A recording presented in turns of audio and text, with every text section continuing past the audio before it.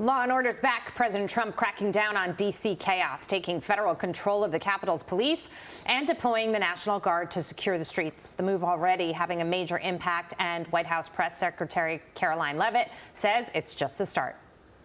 As part of the president's massive law enforcement surge, last night, approximately 850 officers and agents were surged across the city. They made a total of 23 arrests, including multiple other contacts. This is only the beginning. Joining us now, OutKick host and Fox News contributor, Tomi Lahren. Tomi, what if it works?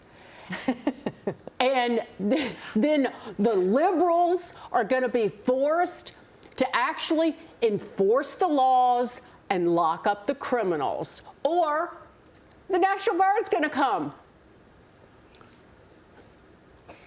Exactly, guys. What President Trump is doing here is not only a show of force and a deterrent, but he's upending this culture of lawlessness. And I don't know why Democrats can't figure this one out, but when you have more law enforcement and more coordination with other individuals in law enforcement or even National Guardsmen and women out there, that is a force multiplier, as Pete Hegseth has explained, as many others have explained. And so when you have teens that are going buck wild, when they think that they can get away with anything, when they know that they're just going to be caught and released, when you see National Guardsmen and when you see a law enforcement presence, you are going to be deterred. And that's exactly what President Trump is doing here. And for all the Democrats that say that this is only happening in the blue cities or the blue states, I tell you this, as I sit in Nashville, Tennessee, if President Trump can help us with our crime problem, although it's minuscule in comparison to D.C., I would welcome that. I think all Americans want to be safer and more secure in our communities, in our backyards, whether that's ICE going out and arresting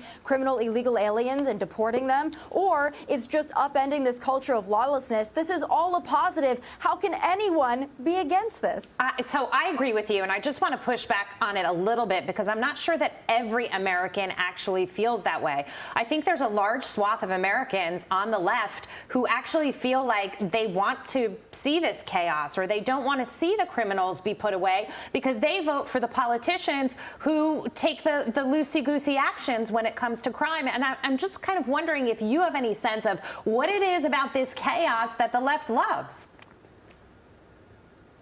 Well, I think those in power on the left love chaos because with more chaos comes more control and more manipulation. But I'll also say this, for those everyday, maybe Democrat voters out there, unfortunately, part of this culture of lawlessness has been in their communities this notion that police officers or law enforcement is racist or it's oppressive. That's the message that they've been given. So unfortunately, that's the narrative that they're believing. But once they see a law enforcement presence and once they see that they are safer and more secure in their blue cities because of more law enforcement presence, I think that minds and hearts are going to start changing pretty rapidly. It's going to be very interesting to see.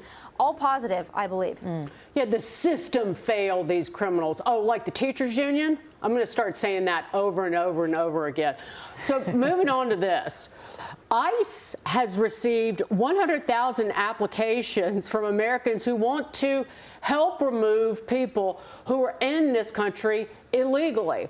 I think that Kristi Noem, the secretary, has probably something to do with it. She is a great spokesperson for the effort, in my opinion.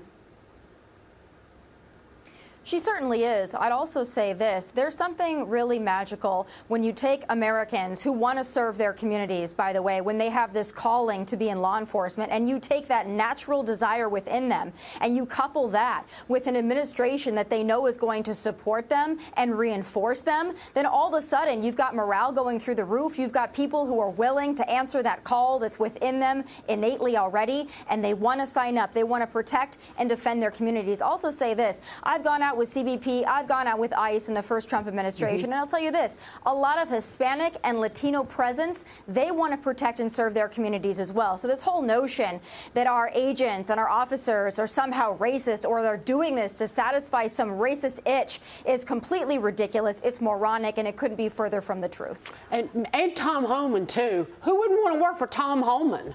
You know, he's right there with you. Yeah, no, he I'd work for Tom Homan. All right. Stay with us. Sorry. All right, stay with us here. Tommy, I want to get to the last topic. Ken Paxton is asking a judge to jail Beto O'Rourke for fundraising and giving support to the Texas Dems that have walked out when it comes to the fight over redistricting. Your thoughts? Listen, I don't mind enforcing the law. I don't mind when you have tough talk. But I'll say this. I think the best thing that Texas Republicans and leaders can do with these Texas Democrats is to entirely ignore them. They're doing this all for the show, for the fundraising, for the temper tantrum. They want to put up a fight against President Trump and Texas Republicans. So I say, especially at this point, they're going to have to come home. So I think ignore them. They'll eventually get tired. The spotlight won't be on them anymore, and they'll come home, and a vote will happen. And guess what? The Texas maps will probably be redrawn. So I understand that they want to have a feud. I understand that that's always good for social media. But I say just ignore them. They'll come home. And that's how you should treat petulant toddlers. I just love that Beto all of a sudden is like crawled out of his crypt or the root cellar or wherever he sleeps during the day. And he's like, back. And thinks he's going to give Newsom a run for his money. I find the whole thing comical. He probably could, because Newsom's so loathsome. Tomi Lahren, it was great to see you, lady. Thank you so much.